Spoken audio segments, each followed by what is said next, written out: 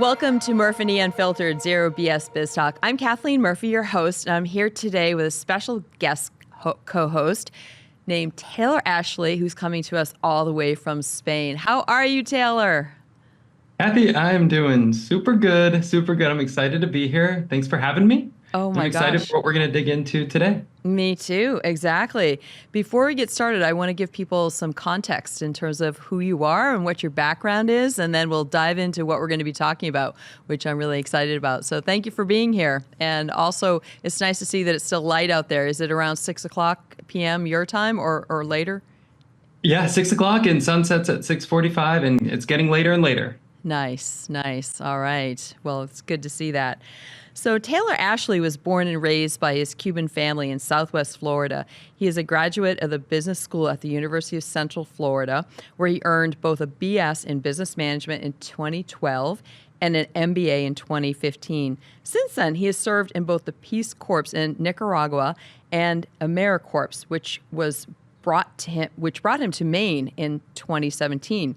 He has also served as an executive director for the International Friendship Center in Western North Carolina and at the University of Maine's Business School, Student Life, and the Wilson Center.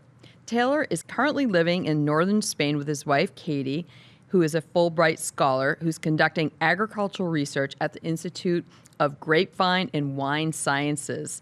While in Spain, he is developing a business plan for Lila's Cuban Cafe, which he intends to open in Orono by the end of this year. He's also producing a podcast series of his own along with his grandfather, which is documenting his grandfather's life as a Cuban exile in the United States. Now, my apologies because I probably completely said the name of your new fledgling company that's coming about all wrong. How do you pronounce that?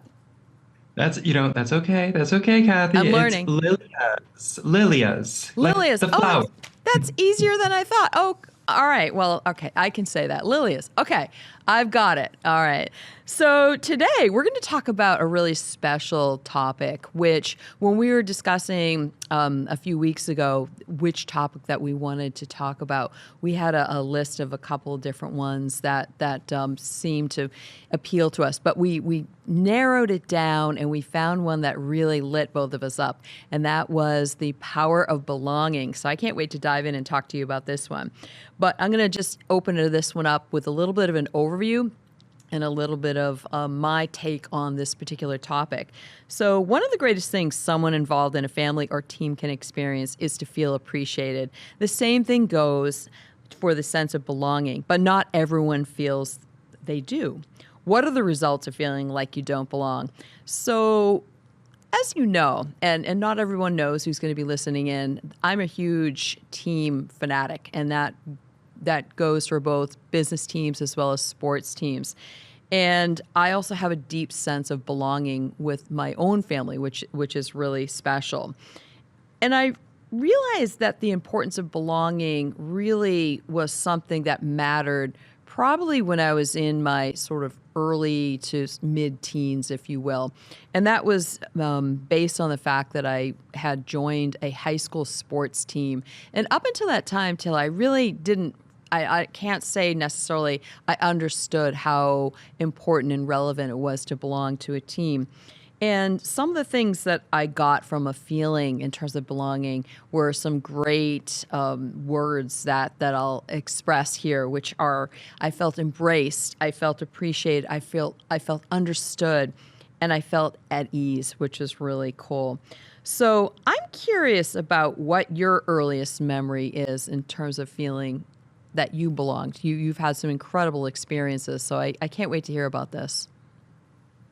Yeah, no, thanks for sharing and teeing it up and giving your perspective on it. And I know we'll dig in deeper as we go through this conversation. But, Absolutely. when I think back to my early childhood, I, like you, think of my family because I feel fortunate that I did have a very warm, loving family. And that's the Cuban family, my maternal lineage in which I was raised. But interestingly enough, as I went to school, as I left the house, as you could say, my early, kindergarten experience, I started to that started to change. I started to not feel like I belonged. The Mm. language was different outside of the home, and in English in Southwest Florida. I started to develop shame almost at my Cuban heritage, my Cuban family, and that persisted for a long time. Wow. I went to Catholic school from elementary to middle school and even into high school. And even there, I still didn't feel like I belonged. And it wasn't until I started college that I Ah. really started to begin on this journey of self-actualization. Hmm. And even more so, it wasn't even at the university, but it was when I went and participated in an exchange program in Barcelona Ah. and also began to travel abroad. And I think of one memory where I finally had that sense of belonging. And I was at the age of 21 years old, so a little bit into my early 20s. It took Sure. that long That's a since long the time. age I was 4, yeah, to belong. And it was at a hostel surrounded by people from all different cultures and countries from around the globe. And that is the moment that I felt I belong here. This is where I'm meant to be. I absolutely love that. And one of the things that I want to just emphasize is that, and I think you'll probably agree with this, that belonging clearly doesn't happen overnight. It took you 21 years in your life to have that feeling occur. And I I think it should be innate. I think it should be a feeling that allows us to feel valued and human, but we know that that's not necessarily the case. I was reading a book about half a year ago, and it was a book called Dynasty by Jeff Benedict, and it was about the Patriots, the football team in New England's dynasty and legacy, if you will. And of course, I was really curious to find out different aspects, namely about Tom Brady and whether they would be mentioning a sense that he had in terms of his belonging and what did that look like and what was that experience like? Because he was with that team almost for the same amount of time that it took you to get to the feeling of belonging. But I have a sense that he felt that way just based on what I was reading prior to that.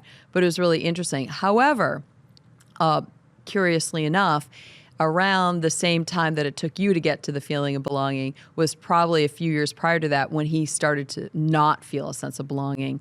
So that's not a great feeling. And then I think that clearly there are plenty of examples. I have an example of a young man that I was working with who was really struggling with a team that he had been on, and he clearly didn't feel like he belonged. Some of that had to do with mental health challenges on his behalf that he was in the process of journeying through to get to another place that he wanted to feel stronger from a mental health perspective. But it was definitely negatively impacting his scenario and his outcome with the team. I will say that there was a happy ending to that team experience that he had. He did eventually get the help that he needed, and was able to eventually then find a team that thoroughly supported him and treated and valued him the way that he should be. I have some other questions for you. Was there a time when you realized that you were good at helping others feel like they belong? Because I remember the first time that I met you, and I felt this instant connection, and we hadn't really, known each other prior to that, and I just felt like I could belong in your world. I could be a friend of yours just because of this connection that we had, and so that's a gift that you have. How do you go about doing that? Just what is that? Can you talk about that? Sure. It's funny. I'm 34 now, so it's been about 13 years since I've belonged, I guess that sense. And I and love what it. I know it's funny to think about that way. I know. But the it's also interesting what you mentioned earlier about you can be on the same team in one moment, you belong in the next moment. Perhaps things change. And our world is constantly changing, and there's a sense where maybe you start to feel like you don't belong. So I think it's important to acknowledge that, and I appreciate you raising that point. But as far as what I guess becoming more aware over the years of my ability, I guess, to foster a community or an environment that where folks do feel like they belong, it's I've started to become more aware of the skills perhaps that I maybe deploy, whether it's intentionally or subconsciously. But I think it comes down to uh, I can't really break it down, but a few things that come to mind are the idea of it's genuine. You know, Yes. there's a sense of mutual curiosity, Yes. getting to know somebody, making them feel comfortable. You can feel when somebody feels comfortable versus maybe tense. Oh, without a Um, doubt. Without a doubt. I've yeah. been really interested in asking you this question because I obviously have my own sense of maybe what the Peace Corps is all about. But when I think of the Peace Corps, just by the name alone, it in my mind implies that everyone gets along and that's an easy place to be and such. But it may not actually be the case. Did you immediately feel a sense of belonging when you joined up with the Peace Corps? Was that something that you felt right away? Yeah, that's all right. I'm gonna hit this question from two different perspectives because I Okay, think, and I could approach it from even more perspectives because that's, how life is, right? There's that's different right. angles to look at it. But Multidimensional. yeah, absolutely. And I think as far as, so when I think of my time in the Peace Corps that I experienced with my wife, there's the group of Peace Corps volunteers that consist of a diverse group of essentially American citizens who decided to leave their country in service to a different community that doesn't belong to them, that they're not familiar with. Right. So, and that's part of the organization. The Okay. other side is the folks, the community in which you are entering into. And that is something that's unfamiliar. You're almost like a film. You're just plopped into this community. It's existential in a sense. There's no past. There's just this present that you Right. get to Right. experience and build something together. But I would say that as far as joining the Peace Corps and being surrounded by other like-minded folks who again have decided to forego their culture and enter into another one in service to that other culture, I would say that there was a sense of belonging. Absolutely. We were different humans. We had different backgrounds, but we had this common goal. And in this moment in time, we were together with a similar mission. On the other hand, going into a community individually, because we all get separated into different communities, that was very different because it's very much being an outsider. I mean, essentially you're foreign to this community. There's so much to Literally. learn and so many relationships to develop that I would say that there wasn't a sense of initial belonging there at all. In Okay. fact, it took time.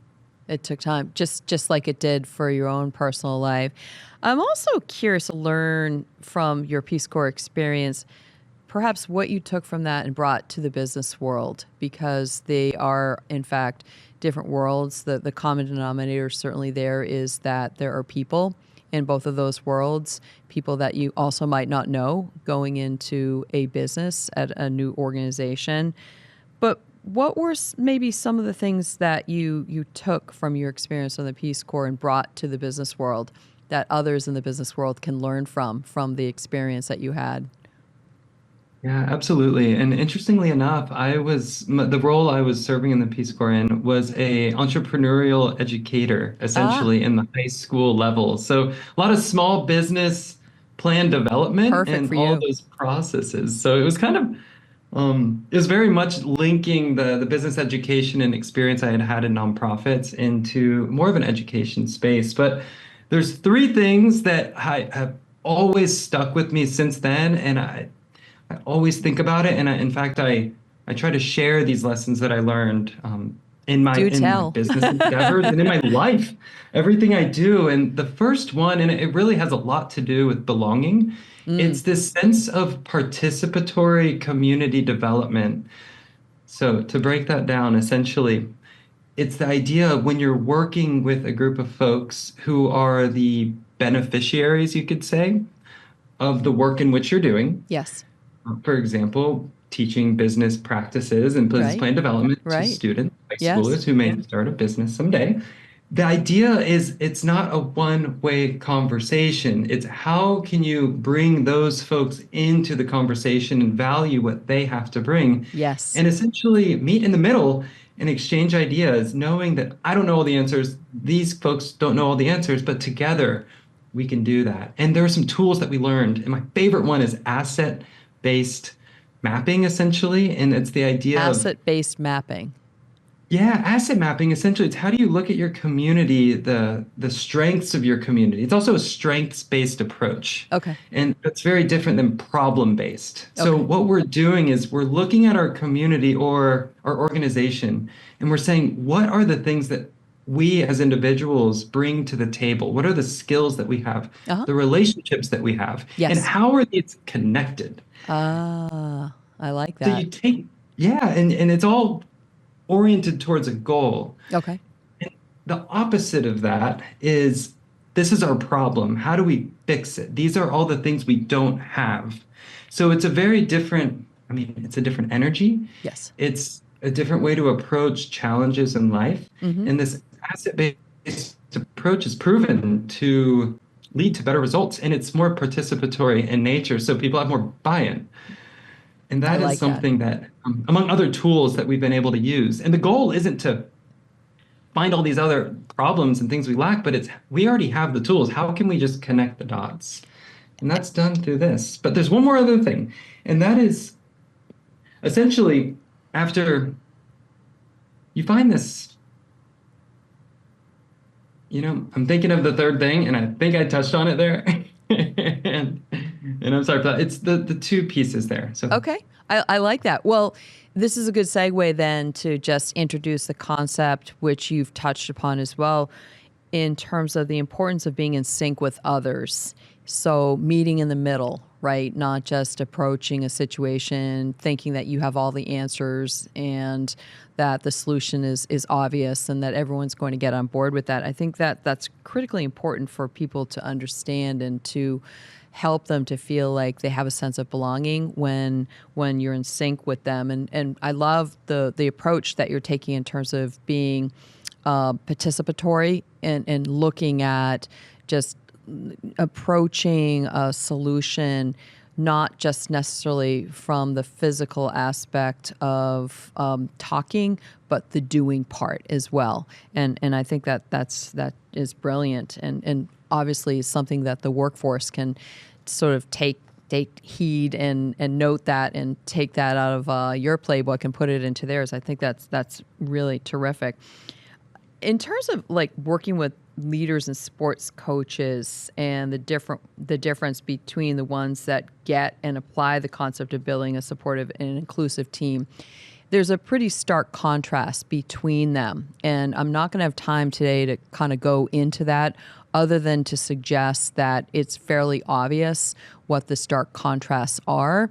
And you'll see based on the contrast which of the leaders or the sports coaches are likely going to experience more success based on how far they lean into creating a sense of belonging for their team. And if they don't, they tend to err on not necessarily having the performance results in either business or in sports that they're looking for.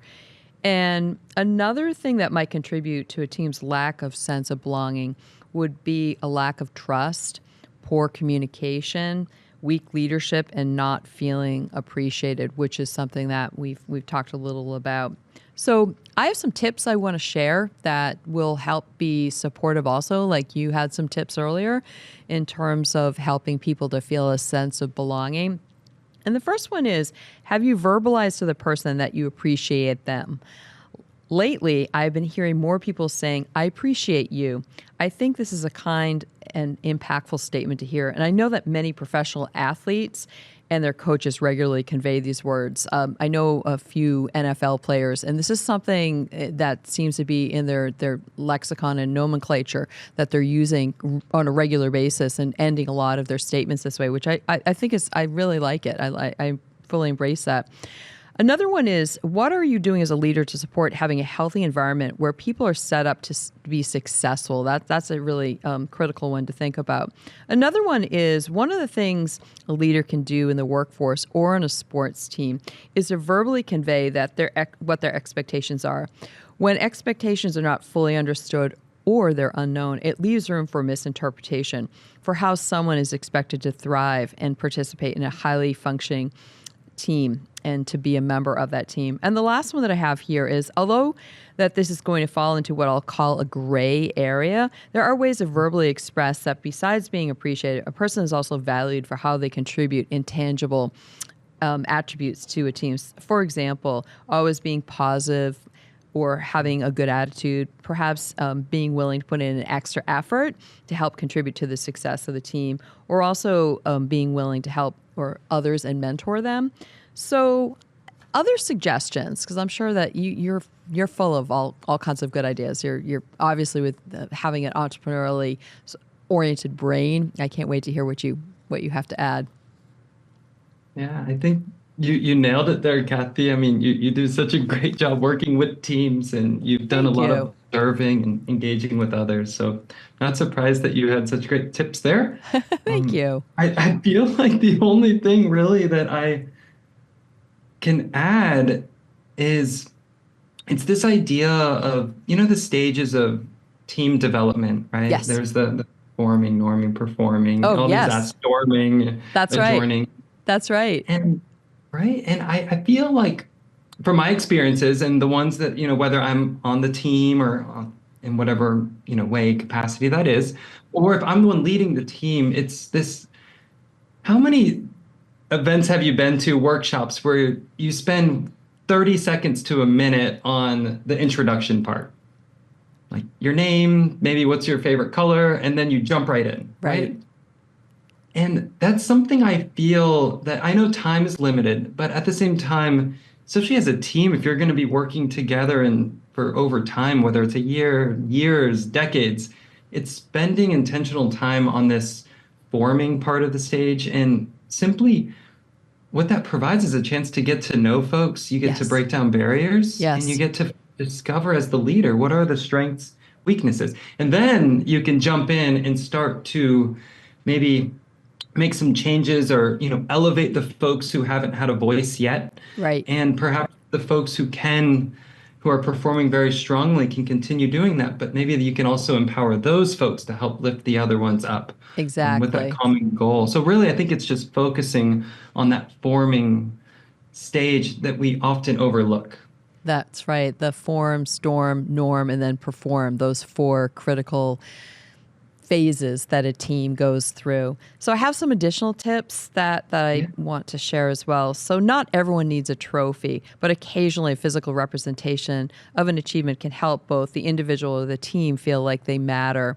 And recognition doesn't have to cost a lot, and its impact can go a long way. I remember I was leading a team where every so often, every 2 to 3 weeks, I would go out and I would surprise the team by going to different bakeries and bringing back bakery goods in the afternoon during, if you will, tea time. We didn't really have tea time, but I called it that, and had some just treats for everybody. And everyone seemed to enjoy that. And so that was a small sort of token, but that showed my appreciation for what they were doing and gave us that opportunity to get to know each other and talk a little bit further and explore different kind of conversations, which I think is really important.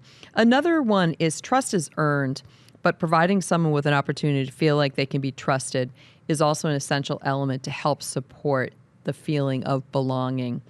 And then lastly, a team that has a healthy balance of people working towards belonging and those that already feel that way is ideal. And it's critical for a leader or sports team coach to understand what the balance of their teams are and know what they need to do when they need to recalibrate them. Because obviously, just like anything in life, balance is something that we're always trying to strive to strike. But it's very easy, as we know, to get out of balance, or that the calibration isn't always perfect. So being mindful of that is really critical. So, do you have you noticed any outcomes of what someone appears to be like once they feel a sense of belonging. Have you had an experience where you've helped somebody to get to that place of feeling like they belonged? And what did that look like? Yeah, definitely. I think it goes back to the maybe perhaps the feeling that I had when I belonged, you know? It's that sense, it's palpable. Yes. You can feel it. There's a sense of alignment that you can observe within the individual or the group of folks that they belong. I think there's that sense of courage maybe you could see or confidence in that the individual shows up. You know, maybe Yes. before you notice that maybe they weren't always showing up 100%. Exactly. But someone belongs. They're there, they're committed, and they start to blossom, you know, and then you start to see improvement over time. And if it's not linear, you know, you No. take steps back, of No. course, Exactly. but overall it's forward progress. And I would say I've been able to observe that and support folks throughout at least a lot of my adulthood since at least in the last 10 years or so. And it's something that gives me great pride and it's what fuels me to continue doing what I'm doing. It's for me, it's about building community and bringing people together that perhaps wouldn't. And because there is this sense of belonging that's possible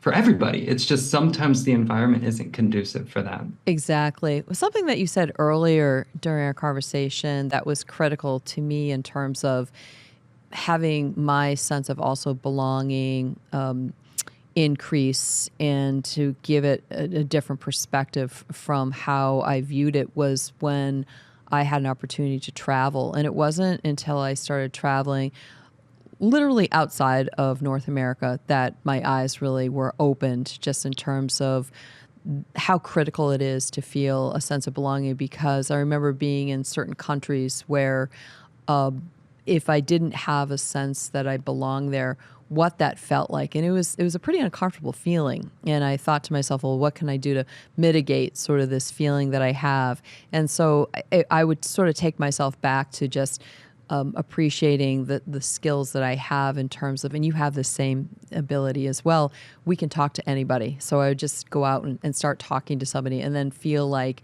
I could be involved and feel like I belonged in that conversation. And that seemed to help a lot. So for those people out there that have an ability to communicate well with others, or this is a skill that can always be worked on. I think that's something that can help enormously with helping people to feel like they have a sense of belonging. So I know you're not going to believe this, Taylor, but we have reached the final end to this incredible conversation that we've been having. So I'm going to need to wrap it up, but it was a complete delight talking to you today, especially given the fact that it's Friday night for you at this point. So I hope that you have some fun plans for the evening. But I want to thank everybody for being here today with myself and Taylor. And I'd invite you to come back to see us again on Murf+E Unfiltered, Zero BS Biz Talk. Take care, everybody, and we'll see you next time when we have some additional really fun topics for you to listen in on. Take care.